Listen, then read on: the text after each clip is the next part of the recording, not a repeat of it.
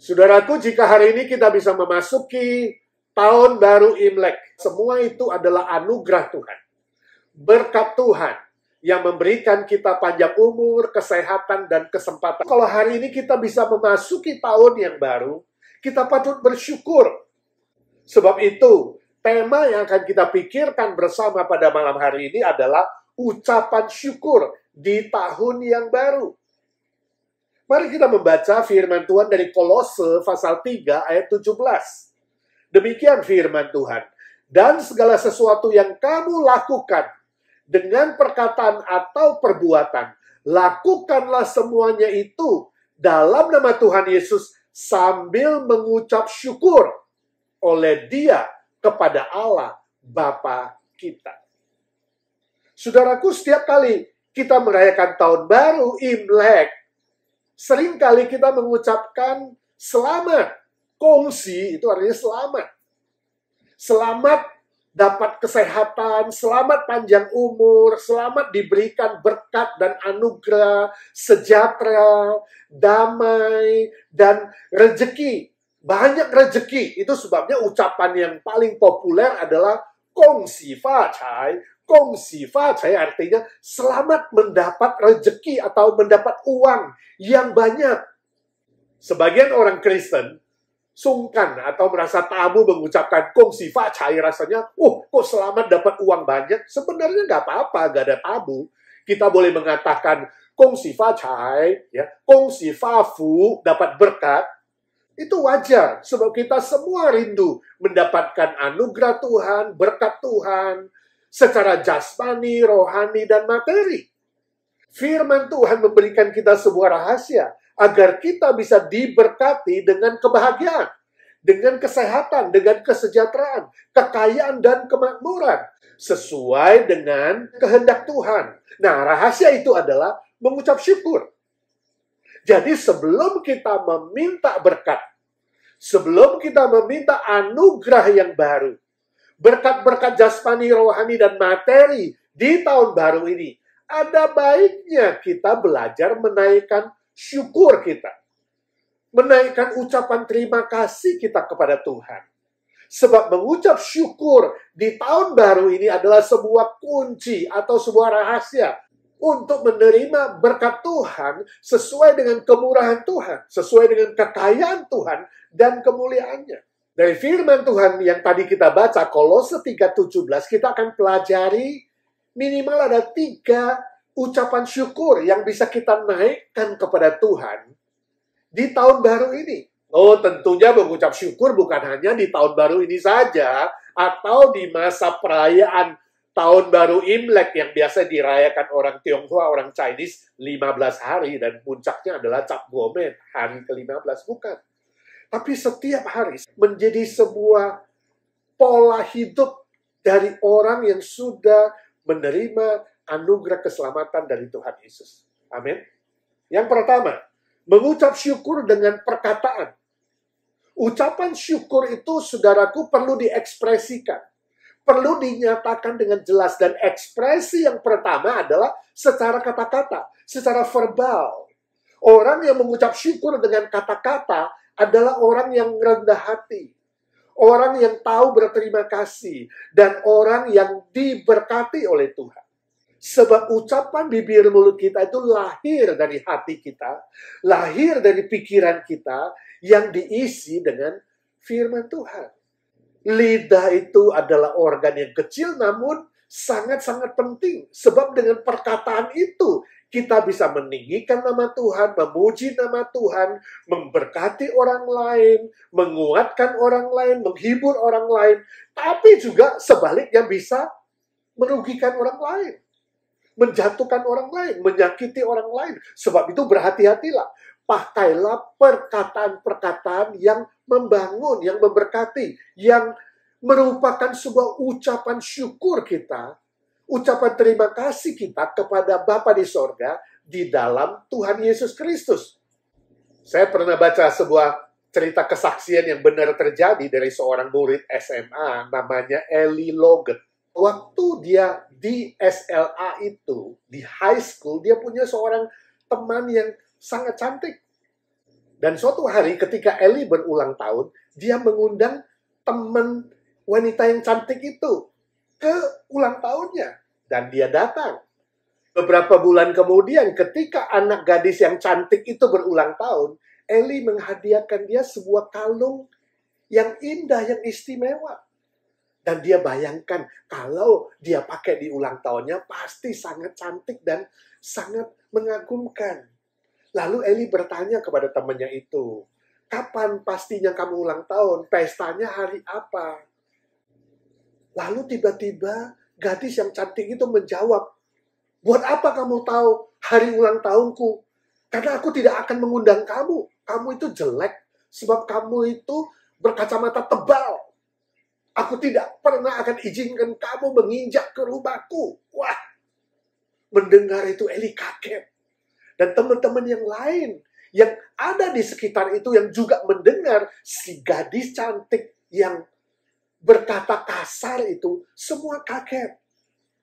Dan ternyata semua teman-teman itu mulai hari itu tidak berani lagi bergaul atau tidak mau lagi berteman dengan si gadis cantik itu.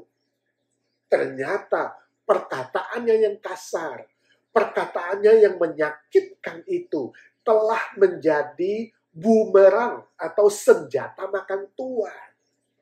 Pada hari itu Eli berkata, sekarang aku tahu ternyata orang yang dari luar kelihatan cantik, kelihatan cakep dan mengagumkan, di dalam hatinya belum tentu indah, cantik, dan mengagumkan. Saudaraku, ini adalah sebuah contoh dari orang yang memakai perkataannya untuk menyakiti orang lain. Untuk menjatuhkan orang lain. Jangan lakukan itu. Ini bukan perkataan yang mengucap syukur, yang memuji Tuhan, yang memuliakan Tuhan. Ini perkataan yang memalukan nama Tuhan. Dan membuat orang-orang lain terluka. Jangan lakukan itu. Saudaraku, marilah di tahun yang baru ini kita sama-sama bertekad memakai perkataan kita untuk membangun orang lain, untuk menguatkan orang lain, untuk menghibur orang lain, mengasihi orang lain, dan menjadi berkat yang nyata sehingga nama Bapa dimuliakan di dalam Tuhan Yesus. Marilah kita belajar bersama-sama lebih banyak mengucap syukur, berterima kasih kepada Tuhan. Daripada mengeluh, mengkritik, menjatuhkan orang lain, mengutuk, berkata yang jorok, yang kasar, yang tidak membangun sesama manusia. Mintalah kekuatan dari Tuhan untuk membuang semua perkataan yang mengejek, menghina, meremehkan orang lain, menjatuhkan orang lain, gosip-gosip yang negatif yang membuat situasi menjadi kacau dan rusak, bahkan menimbulkan permusuhan, atau hati-hati bisa menimbulkan kejahatan, bahkan pembunuhan.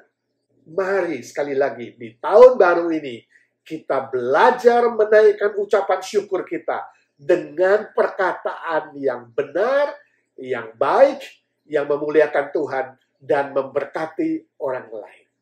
Amin. Yang kedua, mengucap syukur dengan perbuatan. Nah, istilah perbuatan di ayat tadi menunjuk kepada tingkah laku dan tindakan yang nyata, yang baik, tindakan yang menjadi berkat, yang membangun orang lain, dan juga memuliakan Bapa di sorga. Itulah wujud pengucapan syukur yang nyata. Dengan kata lain, ada sebuah kesaksian hidup yang menyatakan kasih dan kebaikan Tuhan Yesus yang sudah kita terima sebagai orang-orang percaya. Alkitab mengajarkan kita supaya menjadi saksi Kristus, duta Kristus di bumi ini. Mengabarkan Injil keselamatannya, kabar baiknya, sampai ke ujung bumi. Dimulai dari orang-orang di sekitar kita. Ini adalah sebuah ungkapan syukur kita kepada Tuhan. Karena kita sudah menerima anugerah keselamatan dan anugerah pemeliharaan dari Tuhan. Melalui kehidupan kita, melalui perbuatan kita, tindakan kita yang nyata, orang lain bisa melihat Yesus Kristus Tuhan kita sungguh-sungguh nyata hidup dalam hidup kita. Orang lain bisa melihat bahwa kabar baik, yaitu Injil keselamatan itu, sungguh-sungguh menjadi kenyataan. Realita dalam hidup.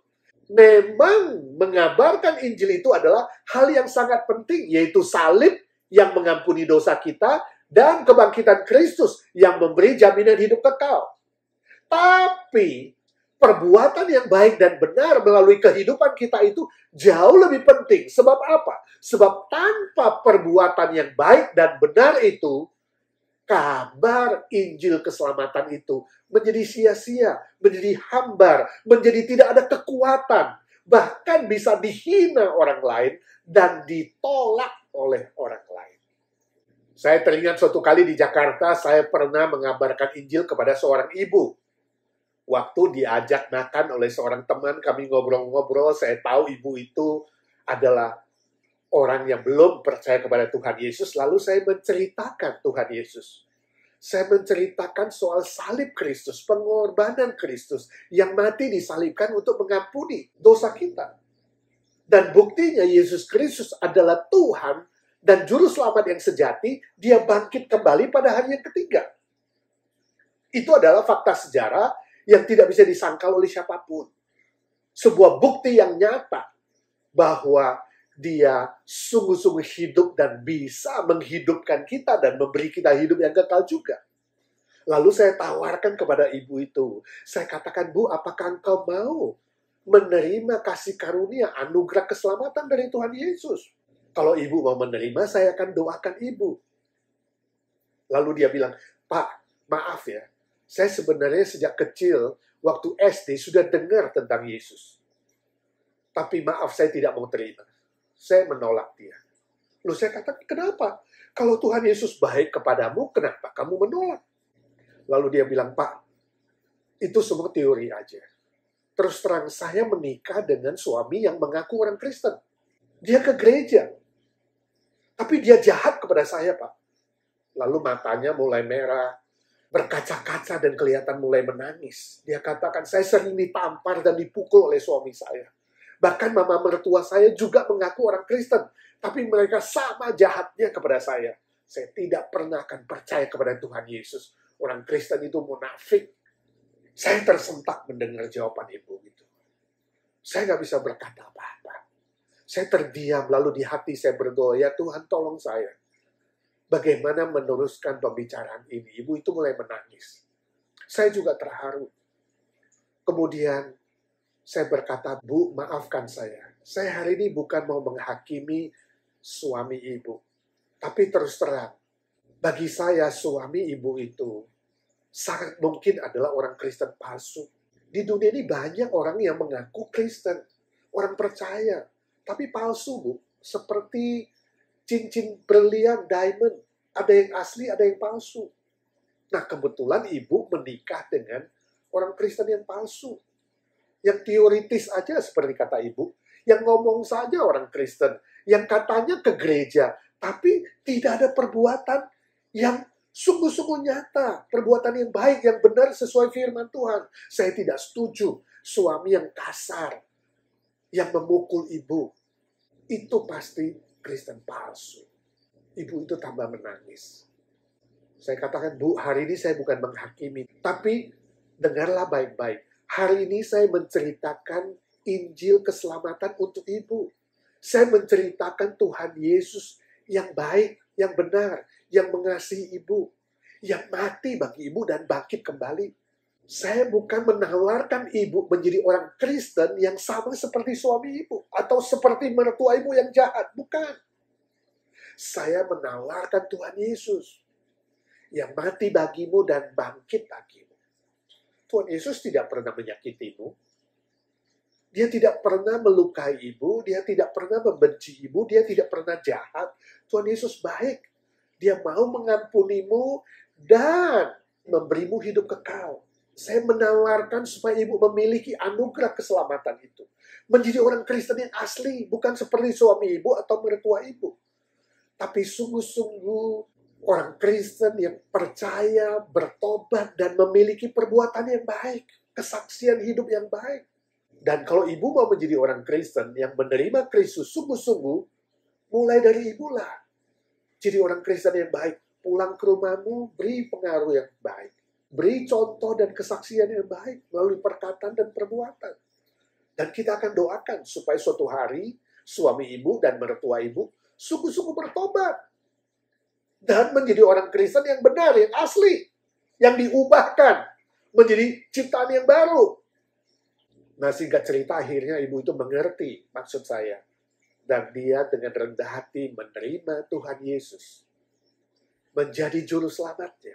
Hari itu, si ibu menerima pengampunan dosa, jaminan hidup kekal, damai sejahtera, dan sukacita yang baru. Saya doakan dia hari itu supaya dia kuat. Bertahan dalam rumah tangga yang menjahatinya. Dan dia boleh menjadi orang Kristen yang asli, yang membawa pengaruh baik dan benar bagi suami dan mertuanya dan seluruh keluarganya. Saudaraku, saya tidak tahu apakah saudara sungguh-sungguh sudah menerima Tuhan Yesus menjadi Tuhan dan Juru Selamatmu atau belum. Jika saudara sedang menyaksikan video ini, dan saudara belum percaya kepada Tuhan Yesus, maka dari hati saya yang paling dalam berkata, Tuhan Yesus mengasihimu. Dia mau mengampuni dosamu, dia bangkit bagimu dan memberimu jaminan hidup kekal. Percayalah kepada dia, bertobatlah, minta dia mengubahkan hidupmu jadi ciptaan yang baru. Sehingga engkau memiliki kesaksian hidup dan perbuatan yang baik dan benar. Yang bisa memuliakan Bapa di sorga. Itulah ucapan syukurmu. Memberkati banyak orang lain. Tapi kalau saudara mengatakan sungguh-sungguh sudah percaya kepada Tuhan Yesus, maka izinkan saya bertanya, apakah hidupmu sudah diubah? Apakah saudara memiliki perbuatan yang baik dan benar, kesaksian hidup yang benar? Biarlah tahun baru ini saudara sungguh-sungguh menjadi ciptaan yang baru, yang diubahkan setiap hari, makin baik, makin benar, makin memuliakan Bapa di sorga, di dalam Tuhan Yesus, makin menjadi berkat nyata bagi orang lain, baik di dalam keluarga, di tempat kerja saudara, di sekolah, dimanapun Tuhan menempatkan saudara. Amin. Itulah ucapan syukur yang sejati. Yang ketiga, mengucap syukur dengan uang, dengan harta benda. Saudara, mengucap syukur dengan perbuatan bukan saja menunjuk kepada tingkah laku yang baik, kesaksian hidup yang baik dan benar, yang memuliakan Bapa di sorga, tapi juga melalui persembahan uang atau harta benda kepada Tuhan. Saudaraku, memang uang adalah hal yang sangat sensitif. Apalagi berkhotbah tentang uang itu sulit dan sensitif. Sebab itu saya jarang berkhotbah tentang persembahan uang. Mungkin hanya setahun sekali atau paling banyak 2 kali. Gereja yang terlalu sering berkhotbah soal uang itu menjadi gereja yang tidak disukai dan tentunya tidak benar kalau sering-sering khotbah soal uang atau minta uang. Tapi kalau tidak dikhotbahkan itu juga salah sebab Alkitab mengajarkan mempersembahkan uang kita sebagai wujud ucapan syukur kepada Tuhan. Sebab itu, saudaraku, di tahun baru ini, saya ingin mengajak kita memikirkan sejauh mana saudara sudah mempersembahkan uang saudara, harta saudara, dengan baik dan benar. Apakah ada progresif, ada kemajuan, atau justru kemunduran? Kenapa ini penting? Sebab uang adalah salah satu ukuran sejauh mana saudara sudah mengasihi Tuhan, mengasihi pekerjaan Tuhan di muka bumi ini, dan mengasihi sesama manusia.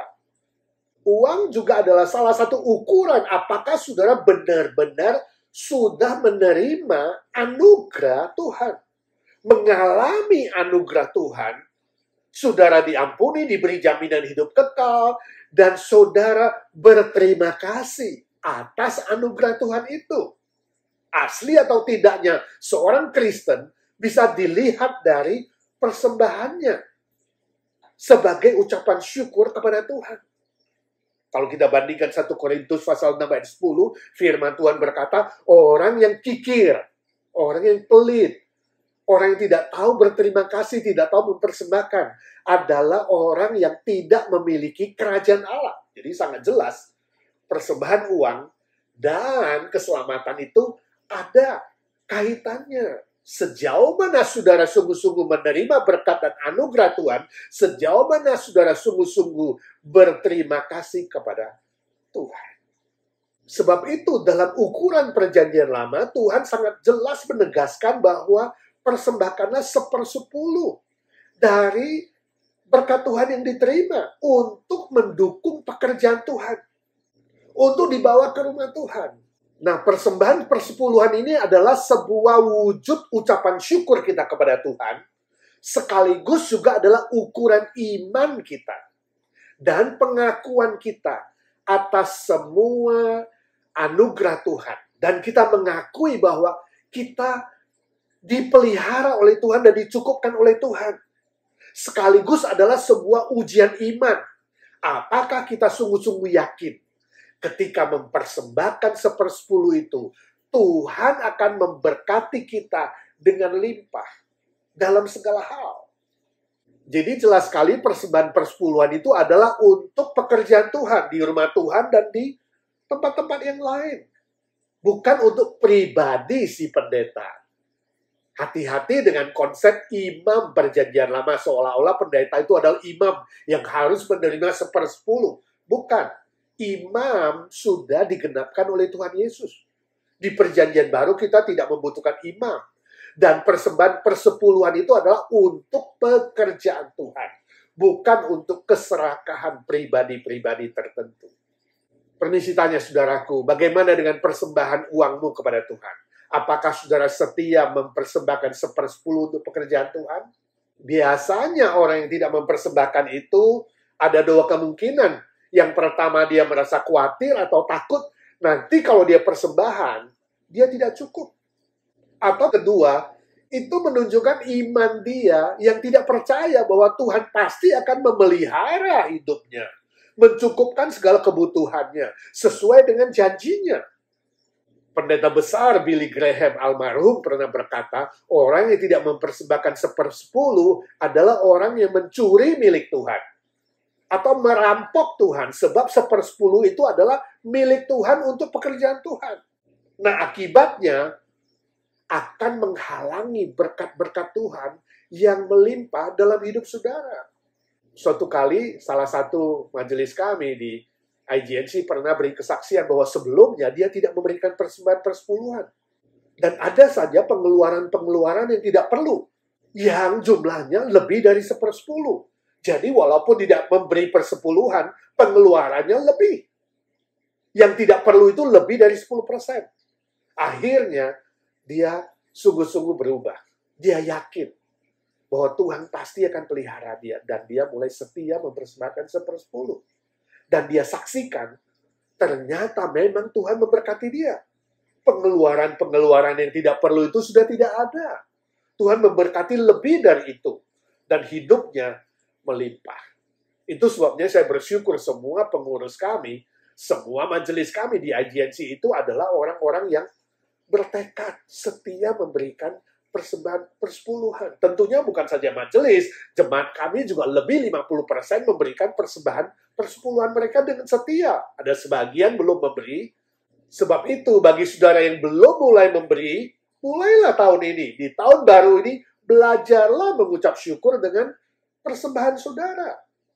Saudara, ironis sekali, hari ini banyak orang yang tidak berani, tidak taat kepada IRS yang menagih pajak kepada mereka setiap tahun, yang mungkin lebih dari 10%. Tapi, kepada Tuhan, tidak mempersembahkan itu berani. Harusnya kita bersyukur, saudara, sebab di Amerika itu persembahan kita itu bisa tax deductible, bisa potong pajak. Di Indonesia nggak bisa, ya. Jadi di Amerika lebih baik daripada bayar kepada pemerintah, mending bayar kepada Tuhan, persembahan kepada Tuhan dan bisa potong pajak saudara, mendukung pekerjaan Tuhan. Sebab itu saudaraku yang belum mulailah persepuluhan. Dan bagi saudara yang sudah setia memberikan, belajarlah memberi lebih, sebab semuanya adalah milik Tuhan. Mungkin sebagian saudara berkata, Pak, bukankah Tuhan Yesus sudah menggenapkan seluruh perjanjian lama? Jadi kita tidak perlu lagi melakukan hukum perjanjian lama. Kita ada di perjanjian baru. Dan di perjanjian baru kan nggak ditegaskan soal persembahan persepuluhan. Gak jelas-jelas disebutkan seperti kitab Maleaki. Ya betul, Tuhan Yesus sudah menggenapkan seluruh perjanjian lama buat kita. Seharusnya kita lebih bersyukur, bukan? Kita tidak terikat lagi dengan hukum-hukum ibadah, hukum-hukum yang berkaitan dengan korban persembahan, korban keselamatan, korban bakaran, dan berbagai macam korban-korban persembahan lainnya. Harusnya kita lebih bersyukur bahwa di perjanjian baru diajarkan persembahkanlah seluruh hidupmu. Seluruh hidupmu, saudara. Jadi kalau mau hidup prosentase ya 100%.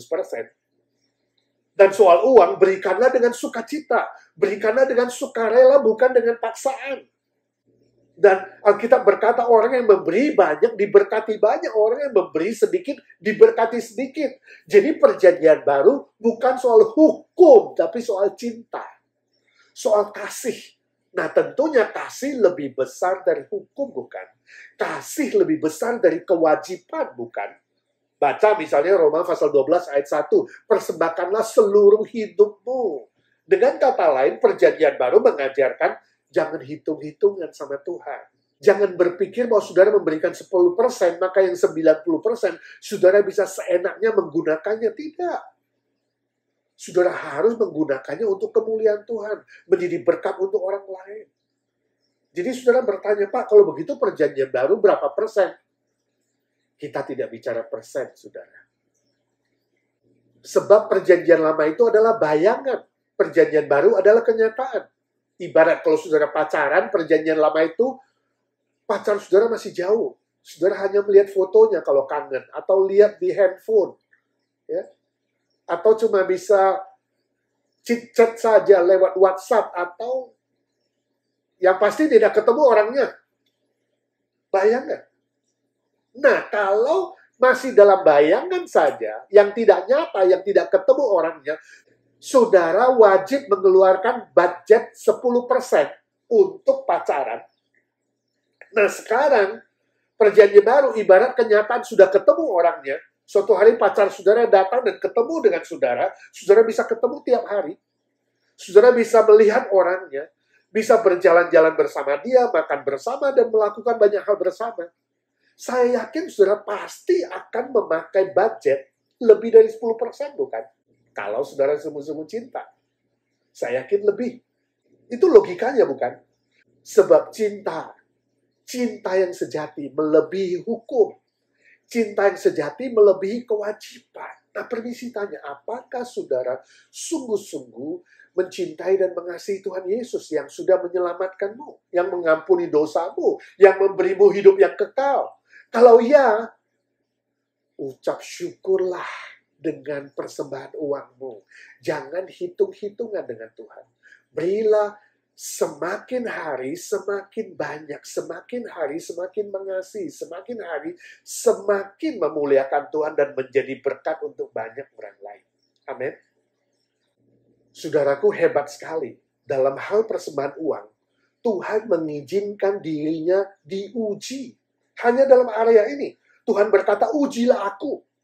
Apakah aku tidak akan membuka jendela langit, membuka tingkap-tingkap langit dan mencurahkan berkat-Ku yang melimpah untuk kamu, menjauhkan hidupmu dari segala sakit, penyakit, dan mara bahaya.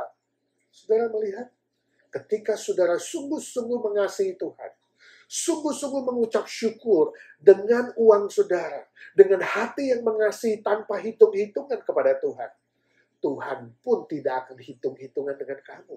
Dia akan membuka jendela sorga, memberkati saudara dengan limpah, memberi saudara kesehatan, memberi kekuatan, memberi kesejahteraan, kebahagiaan. Dengan kata lain, di tahun baru ini saudara mau sungguh-sungguh facai, kongsi facai, dapat banyak rezeki, dapat banyak uang, dan juga kesehatan.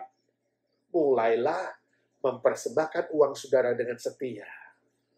Mulailah dengan 10% dan makin bertumbuh dengan hati yang mengasihi. Bukan dengan hitung-hitungan, bukan dengan keserakahan, tapi motifnya adalah mengasihi Tuhan dengan segenap hati, segenap jiwa, segenap kekuatan, kemampuan saudara. Dengan sukarela, dengan sukacita. Amin. Yakinlah, tahun baru ini Tuhan akan mencurahkan berkat yang baru, anugerah yang baru. Semua kebutuhan saudara akan dicukupkan, bahkan dilimpahkan. Kesehatan, panjang umur, kekuatan, berkat-berkat materi, keuangan. Saudara akan hidup berkelimpahan sesuai dengan firman-Nya, sesuai dengan kekayaan Tuhan dan kemuliaan Tuhan. Kongsi facai. Mari kita berdoa. Bapa di sorga, kami mengucap syukur dan terima kasih untuk firman-Mu. Suara hamba-Mu sudah berhenti, biarlah suara Roh Kudus terus bekerja di hati, di pikiran kami, mengingatkan kami semua bukan saja menjadi pendengar-pendengar firman, tapi kami semua menjadi pelaku-pelaku firman Tuhan. Saat ini ya Tuhan, kami mau berdoa syafaat untuk saudara-saudara kami yang membutuhkan dukungan doa. Secara khusus ya Tuhan, kami mau berdoa untuk Om Andi dan keluarganya yang sedang berduka cita atas dipanggil pulang ke sorga Tante Janet, istrinya Om Andi. Ya Tuhan, Kau sendiri yang memberi penghiburan dan kekuatan yang sempurna, agar seluruh keluarga melalui kejadian ini sungguh-sungguh lebih mengasihi Tuhan, sungguh-sungguh merasakan penghiburan yang sempurna dari Roh Kudus yang turun dari sorga. Ya Tuhan, secara manusia kami bersedih dan berduka sebab kehilangan kekasih yang tercinta. Tapi dari pihak Tuhan kami tahu waktu Tuhan adalah yang terindah. Waktu Tuhan adalah yang paling tepat. Dan Tante Janet kembali ke rumah Bapa di sorga yang kekal selama-lamanya. Dia sudah tidak ada sakit penyakit, tidak ada kesusahan, tidak ada air mata. Dari pihak orang yang meninggal di dalam Tuhan adalah sebuah kebahagiaan di dalam Tuhan. Kuatkanlah Om Andi ya Tuhan. Ketika dia sedih dan mengalirkan air mata, Tuhan hapuskan kesedihannya dan air matanya. Semua anak, mantu, cucu satu persatu Tuhan kuatkan dan hiburkan juga. Saat ini kami juga terus berdoa untuk Bapak Surya Supeno dan Tante Suat dalam pemulihan setelah operasi. Ya Tuhan, Kau yang menumpangkan tangan-Mu. Kami berdoa dalam nama Tuhan Yesus, jamahlah mereka, sempurnakanlah pemulihan kesehatan mereka. Ya Tuhan, sesuai dengan kemuliaan-Mu dan kemurahan hati-Mu. Kami berdoa untuk Ibu Sally, mamanya Vicky. Juga mohon Tuhan yang pulihkan semua sakit penyakitnya secara sempurna. Kami juga berdoa untuk Yuyun, untuk Vicky dan anak-anaknya. Mohon Tuhan yang berkati dengan kesehatan, kekuatan yang baru di tahun yang baru ini ya Tuhan. Kami berdoa untuk Ko Chun Hong yang lutut kanannya sakit. Kami minta dalam nama Tuhan Yesus, Tuhan tumpangkan tangan-Mu. Kalau boleh ya Tuhan, sembuhkanlah dia tanpa harus menjalani operasi. Kami berdoa untuk majelis kami, Ira Hosana dan anaknya Anderson ya Tuhan, dalam pemulihan dari COVID. Kami bersyukur Tuhan menjamah dan menyempurnakan kesehatan mereka. Kami bersyukur untuk baby Noah yang sudah tambah besar, tambah sehat. Tuhan jamahlah jantungnya supaya sungguh-sungguh sempurna. Kami doakan Lisa Nur Salim dan Wan dalam persiapan operasi. Ya Tuhan, mohon Kau sendiri yang menjamah dan memulihkan, supaya sungguh-sungguh kakinya Lisa boleh sembuh sempurna, dan jantungnya Wawan juga boleh pulih secara sempurna. Kami doakan Pak Endi untuk persiapan operasi prostatnya. Tuhan, Kau sendiri yang menolong dia dalam masa persiapan dan menunggu schedule ini Tuhan. Engkau sendiri yang kuatkan imannya, kuatkan fisik, mental, dan rohaninya. Dan tambahkan iman dia untuk yakin bahwa Tuhan pasti menolong dan akan menyembuhkan dia. Kami berdoa untuk Ibu Nina Panginda yang masih sakit, mohon Tuhan yang menumpangkan tangan-Mu. Kami berdoa dalam nama Tuhan Yesus, jamah dia dengan kuasa darah-Mu dan bilur-bilur-Mu menyembuhkan dia. Berikanlah kekuatan ekstra dan kesehatan yang prima di tahun baru ini untuk bisa melayani lebih baik lagi dan lebih efektif lagi. Kami doakan remaja kami Dante untuk kesehatan jantungnya ya Tuhan, agar dia bisa lulus tes treadmill pada tanggal 11 nanti dan jantungnya semakin sehat dan semakin kuat. Kami yakin Tuhan bahwa kuasa-Mu akan nyata atas dirinya. Saat ini kami berdoa untuk mereka yang menunggu pemulihan dari kesehatannya. Ya Tuhan, tolong Pak Indra dalam pemulihan pinggangnya, punggungnya, supaya boleh sehat secara sempurna. Untuk Jane Atmojoyo, Untuk kesehatan jantungnya Engkau tumpangkan tangan-Mu dan jamah dia. Di tahun baru ini beri kesehatan yang baru. Kami doakan remaja kami Arthur Palar, ya Tuhan Kau tumpangkanlah tangan-Mu. Jamahlah dia Tuhan dengan mujizat-Mu, kuasa-Mu, sungguh-sungguh sempurna atas dirinya. Dan Tuhan pimpin dia suatu hari mendapatkan sekolah Alkitab yang baik. Untuk siapkan Tuhan belajar bagaimana melayani menjadi berkat bagi orang lain. Kami berdoa untuk saudara Budi Sayogyo, ya Tuhan. Tuhan menolong dia, berkati obat kemo yang diminum, kalau boleh dia disembuhkan dan tidak harus minum obat lagi Tuhan. Sempurnakan kesehatannya agar dia boleh dengan kekuatan yang baru beribadah dan melayani Tuhan dengan setia. Kami berdoa untuk saudari Irma, untuk imun sistemnya Tuhan Kau pulihkan di tahun baru ini dengan kesehatan yang baru, dengan kesehatan yang prima, sempurna untuk bisa beribadah dan melayani Tuhan. Kami berdoa untuk anaknya Ciri tadi Indonesia, mohon Tuhan jamah dan sembuhkan dia juga Tuhan. Melalui sakit penyakit ini, kelak dia lebih mengasihi Tuhan dan lebih mengasihi pekerjaan Tuhan. Saat ini ya Tuhan kami berdoa untuk para senior kami, Tuhan memberkati Om Paul Wardana, berikan kesehatan, kekuatan, sukacita, dan semangat yang baru di tahun baru ini untuk terus melayani Tuhan dan mengkoordinir Evergreen dengan baik. Juga Tuhan tambahkan Om Paul kekuatan baru untuk menemani Tante Lena yang kakinya lemah. Tuhan Kau kuatkan, Tuhan tambahkan daya ingat Tante dan tolong dia Tuhan menikmati anugerah Tuhan dan berkat Tuhan setiap hari di dalam seluruh kegiatan dia. Kami juga berdoa untuk senior yang lain, Tante Lucy, Tante Pauline, Tante Isha, Tante Ita, Tante Mary, Tante Aiwati, Tante Sumi, Tante Nelly, Cimeling, Ci Airin, ya Tuhan, Kau sendiri yang menguatkan. Ya Tuhan, Kau yang menemani kesendirian mereka, menghibur mereka, mencukupkan kebutuhan mereka, dan mereka boleh menikmati kasih karunia-Mu setiap hari dalam setiap aktivitas mereka, baik itu makan, minum, mengikuti acara rohani lewat online, maupun berdoa untuk pekerjaan Tuhan.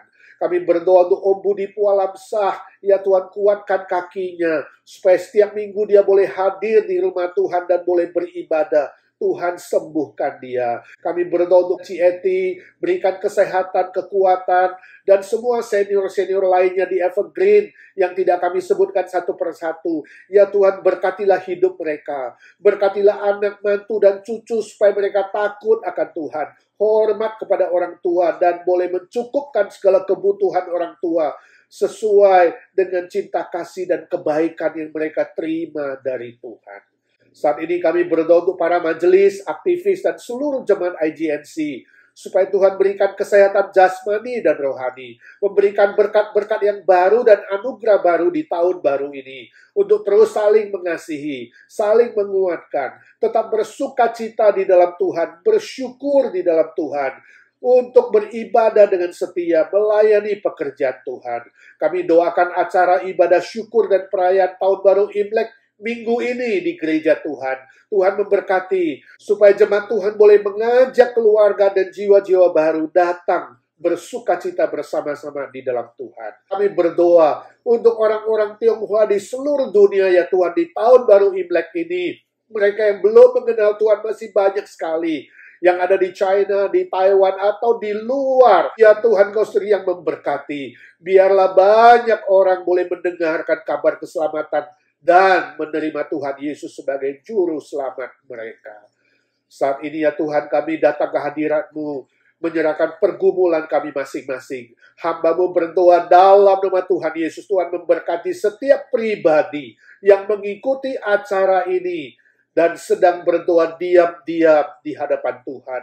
Dengarkanlah doa anak-anak-Mu ya Tuhan. Entahkah masalah kesehatan, masalah pekerjaan, masalah sekolah, finansial, relasi keluarga, masalah bisnis, masalah teman hidup, masalah status, dan masalah-masalah lainnya. Kami berdoa dalam nama Tuhan Yesus. Berkatilah anak-anak-Mu satu persatu ya Tuhan. Terima kasih Tuhan, Kau sudah mendengar doa kami. Sebab kami minta di dalam satu nama Tuhan Yesus Kristus, satu-satunya juru selamat kami, penolong kami, Tuhan segala Tuhan, Allah segala Allah, yang hidup selama-lamanya. Amin. Amin. Terima kasih, Yesusku. Terima kasih, Yesusku. Puji syukur hanya bagi Tuhanku.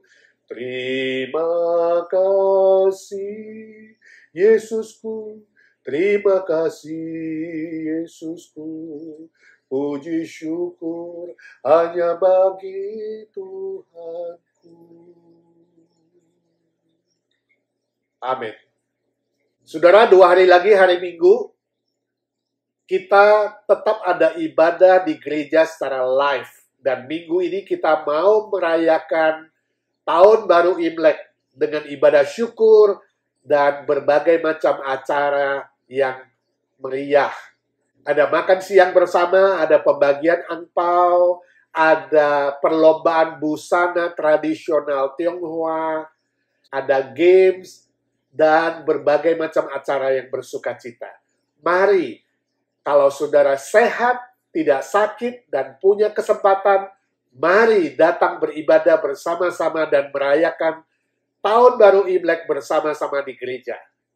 Bagi saudara yang sakit, yang tidak ada kesempatan hadir, saudara tetap bisa mengikuti acara ibadah online Minggu sore. Doakan, kalau YouTube lancar sebelum jam 6, sudah bisa disaksikan. Sekali lagi, selamat Tahun Baru. Gongxi Xinian, Xinian Kuai Xinian Meng En, Xinian Meng Fu, Gongxi Fa Cai. Tuhan memberkati dengan anugerah baru, berkat baru, jasmani, rohani, dan materi.